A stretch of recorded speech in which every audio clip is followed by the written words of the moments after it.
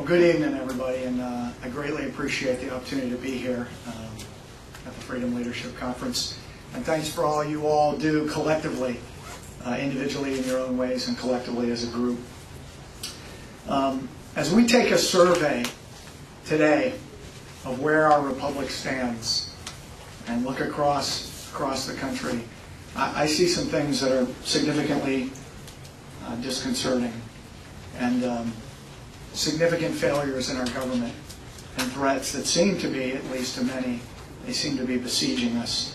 We stand right now at a position where we're nearly, as a nation, $17 trillion in debt.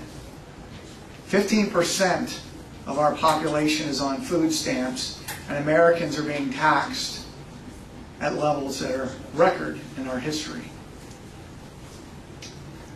When you look across the board, look at our educational system. In the top 50 industrialized nations, we're not even in the top 15. These are serious issues. As a marker of where we are culturally, suicides in this nation are on a significant uprise. In the military, our military brethren specifically, one active duty member of the military every day has taken his life.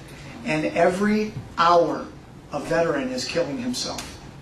This is epidemic, and yet the cultural and actual national security implications are serious for this, not to mention the moral implications. There are over 1 million abortions in America every year. And I want to encourage you to consider this is not just a not just a religious or political issue. This is a cultural, moral, and national security issue. Individual liberties, I think this group is well aware, are being crushed on a daily basis. We now have an Attorney General who, before Congress, in testimony, stated that the right to keep and bear arms is not an individual right. This is a gross misunderstanding of our founding principles, and by the way, nearly 240 years of judicial rulings, to include coming from the bench of the Supreme Court. Meanwhile, we have children as young as 5 years old who are being suspended and arrested for pointing their finger at a classmate and going bang, or chewing a Pop-Tart into the shape of a gun. This is a level of insanity that I'm not sure the modern world has seen, and yet the unwillingness of our political leaders on both sides of the aisle to stand up courageously and to defend our founding principles is staggering. The unwillingness to really do much of anything.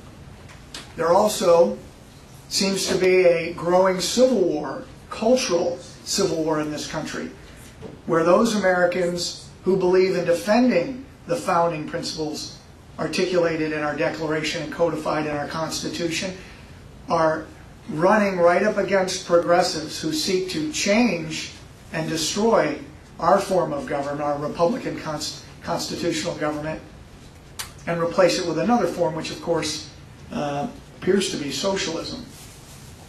Our border has been likened to a sieve, where hundreds of thousands of drug dealers, terrorists, illegals come across the border every year. And they're not just coming from Mexico. As a matter of fact, many of them are, thousands of them are coming from other areas of the world. And we know those countries are significant threats. The current administration has imposed and implemented policies which weaken our national defense and open us in a variety of ways to our enemies. Our nuclear program is deteriorating and is not being kept up. Our critical infrastructure is not just being abandoned for a relatively small amount of money this government could spend and protect key infrastructure, and we're not doing it. At the same time, our infantry forces in the Army and Marine Corps are being reduced. Our naval forces are not currently, nor in the future, are set to meet current or future threats. All of these things line up, and yet we have enemies. Iran and Korea are vigorously pursuing nuclear programs, and they say openly they intend to use them on the West. So they're not hiding what it is they seek to do. On the night of the State of the Union address, the Soviet Union flew a nuclear bomber over U.S. territory in Guam. And to date, there's been no official U.S. government response.